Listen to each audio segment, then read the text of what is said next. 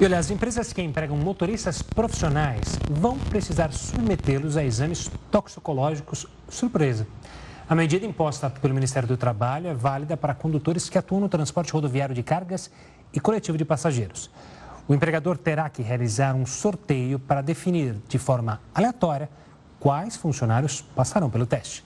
De acordo com a medida, os motoristas deverão ser testados pelo menos uma vez a cada 2 anos e 6 meses. Quando um condutor for admitido ou desligado da empresa, a realização do exame também será obrigatória. Em caso de resultado positivo, a empresa tem que providenciar uma avaliação química para checar se o motorista desenvolveu dependência química. Caso isso se confirme, existe a possibilidade do caso ser encaminhado à Previdência Social. E para a gente aprofundar mais esse assunto, nós vamos entrevistar agora o professor de Direito do Trabalho da Faculdade de Direito da USP, Guilherme Feliciano. Ele também é juiz do Tribunal Regional do Trabalho da 15ª Região.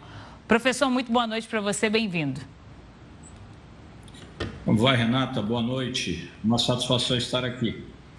Professor, quero começar pedindo a sua avaliação. A gente viu que num primeiro momento se cogitou que os exames toxicológicos fossem feitos de forma agendada, isso poderia facilitar as fraudes nesse processo. Da forma como ficou, esses exames sendo feitos pelo menos a cada 2 anos e meio, de forma surpresa, você acredita que possa ajudar de fato a diminuir os acidentes de trânsito, em especial aqueles acidentes graves envolvendo veículos maiores? Pois é, quando nós estamos tratando deste tema, geralmente há 2 grandes valores em choque, né? Sempre em tensão. Por um lado, o direito à privacidade do trabalhador, né? E este direito tensiona, então, por outro lado, o direito de todos os cidadãos a um trânsito mais seguro e, em particular, no que diz respeito à empresa, a um meio ambiente do trabalho equilibrado, sem trabalhadores utilizando entorpecentes ou substâncias psicoativas. A legislação sempre tenta caminhar entre esses 2 valores. Me parece que o que fez agora a Portaria 612 de 2024, que entrou em vigor exatamente no dia 1º de agosto, foi buscar um caminho intermediário que, por um lado, garante minimamente a privacidade do trabalhador. Tanto é que, se ele estiver afastado, ele não pode entrar nesta avaliação randômica, não é? E, da mesma maneira, se por acaso ele já tiver realizado o exame pré-admissional com o teste toxicológico, ele também não deve participar deste sorteio. Isto, de certa maneira, o preserva. Por outro lado, o fato disso ser randômico, disso ser aleatório, um sorteio, de fato faz com que os trabalhadores, em geral, tenham mais cautela e, na verdade, evitem consumir as substâncias, porque exatamente não há uma programação. Isto é bom no sentido de evitar a conduta. O exame toxicológico começa, em relação aos motoristas, exatamente com o Estatuto do Motorista, de 2015. E os dados do próprio Ministério Público do Trabalho demonstram que, de 2015 até 2020, 2021, o número de casos em que se detectou o consumo de substâncias psicoativas caiu em 60%. Então, me parece que sim, é uma providência interessante e valiosa nesse sentido. Professor, 2 perguntas. A primeira é: o trabalhador pode se negar a realizar o teste, assim como muitas pessoas se negam a fazer o teste do bafômetro quando são pegas numa blitz? E a segunda, não são só motoristas de carga e de transporte coletivo que circulam em grandes cidades e que provocam acidentes. Motoristas por aplicativo e taxistas também dirigem e podem participar de colisões. Por que eles ficaram de fora? Há um problema constitucional para obrigar esses profissionais a fazerem testes?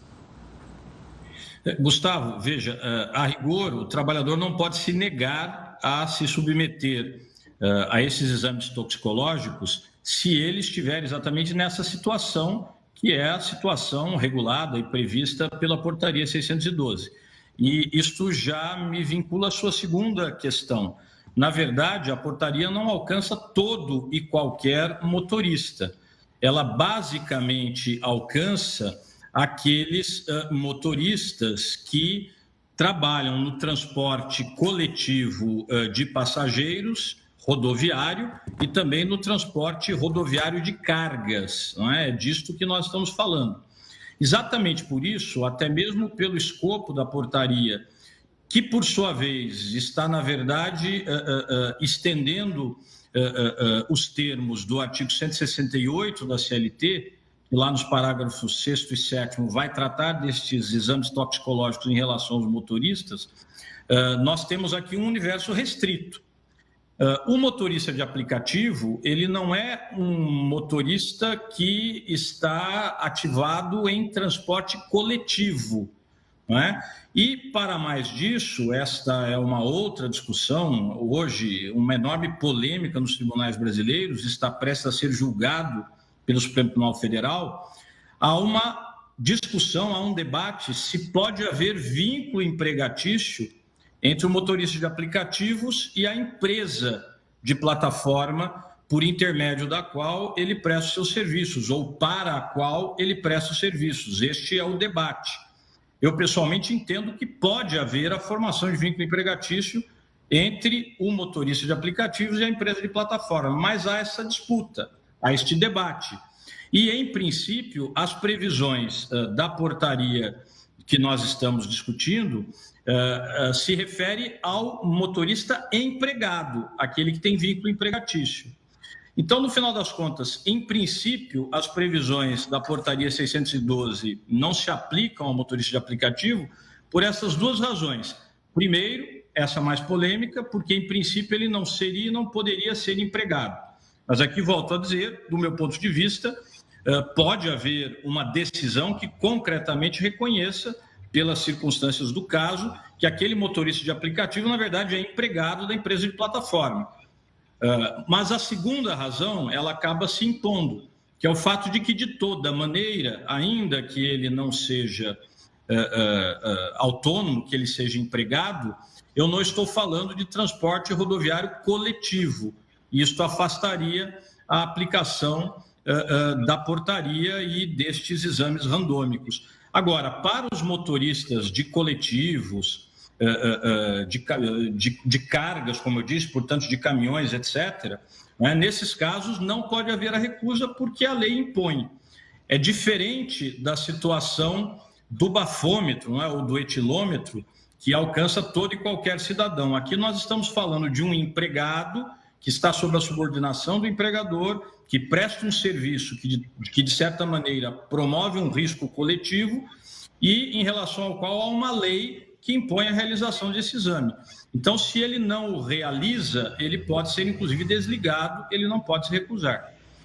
Professor, muito obrigada pelas suas observações, pela sua análise. Uma ótima noite para você. Eu que agradeço, sempre à disposição aqui da Record News. Muito obrigado.